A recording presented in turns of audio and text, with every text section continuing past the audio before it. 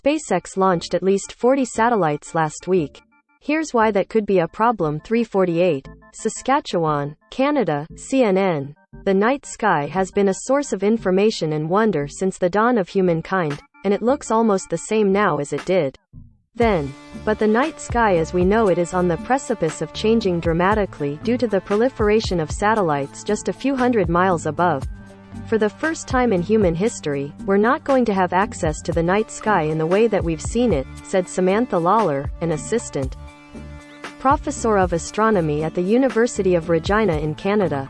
Lawler has been watching from her farm in Saskatchewan, Canada, as the number of active satellites has multiplied from about 1,000 in 2017 to more than 5,000 today. When CNN visited on a clear evening in March, it only took a few minutes of looking up with the naked eye to see the first of many satellites streaking across the sky. Pictured is the Starlink satellite overpass, taken in Piedras, New Mexico, on March 22, 2020. "This is a lot worse than I expected," Lawler told CNN. "It's changing fast. And it's about to get much worse." Lawler and two other Canadian astronomers published a paper in December in the Astronomical Journal which predicted that, in less than a decade, 1 out of every 15 points of light in the night sky will actually be a moving satellite. "Think about that," Lawler said. "There's only about 4,000 stars that you can see with your naked eye, and if 200 of those are moving, that is very different than the sky that we're used to now. The satellites are even more disruptive when viewed through a telescope, and they're already contaminating images of the cosmos captured by observatories all over the world. Unless something changes dramatically in terms of international regulation of satellite numbers, reflectivity and broadcasting, experts like Lawler believe that impact on astronomical research will intensify. It's kind of like we're going through this transition, similar to when the first cars were on the roads.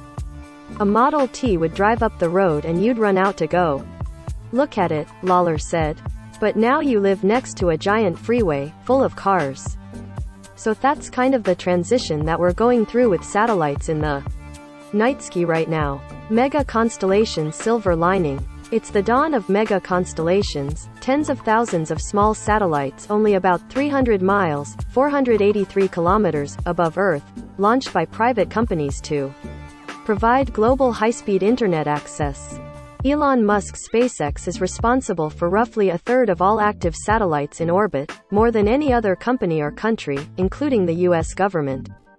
SpaceX has already launched more than 2,000 satellites with plans to launch at least 42,000 more for its mega constellation called Starlink. Other distant competitors include Amazon's Project Kuiper and London-based satellite company OneWeb. While thousands of small Starlink satellites are problematic for astronomers, they're also providing much-needed internet access to people in rural or war-torn parts of the world. Rare NASA lunar dust collected by Neil Armstrong on the Apollo 11 mission is up for auction. Oleg Kutkov is a Ukrainian engineer and amateur astronomer who bought a Starlink terminal on eBay in December to take apart for fun, never thinking he'd actually be able to use it in his apartment in Kiev.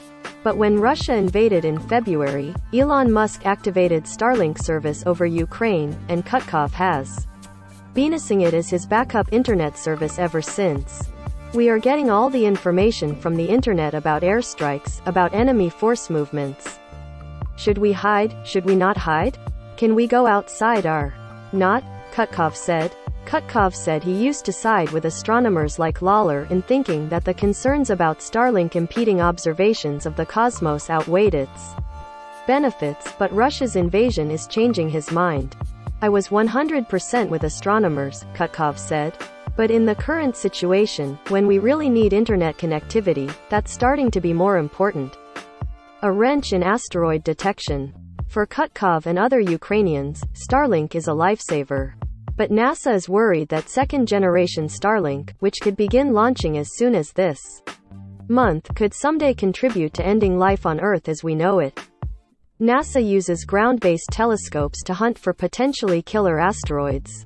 In a letter to the FCC in February, NASA stated it estimates that there would be a Starlink in every single asteroid survey image, which could have a detrimental effect on our planet's ability to detect and possibly redirect a potentially catastrophic impact. Finding these asteroids well in advance of when they could hit the Earth is vitally important to our species' survival, Lawler said. SpaceX did not respond to requests for a comment for this story, but the company addressed astronomers' concerns about satellites impacting observations in a statement in April 2020. Hubble sees most distant star ever, 28 billion light-years away. We firmly believe in the importance of a natural night sky for all of us to enjoy, which is why we have been working with leading astronomers around the world, the statement reads, and SpaceX has made changes by adding a deployable visor to the satellite to block sunlight from hitting the brightest parts of the. But astronomers such as Lawler say those changes are not enough. As of now, there are no binding international rules monitoring mega constellations, and SpaceX isn't waiting for regulators to catch up. It's launching, on average, about 50 new Starlink satellites every week. We're already seeing so many satellites now, Lawler said. And there's about to be 10 times as many.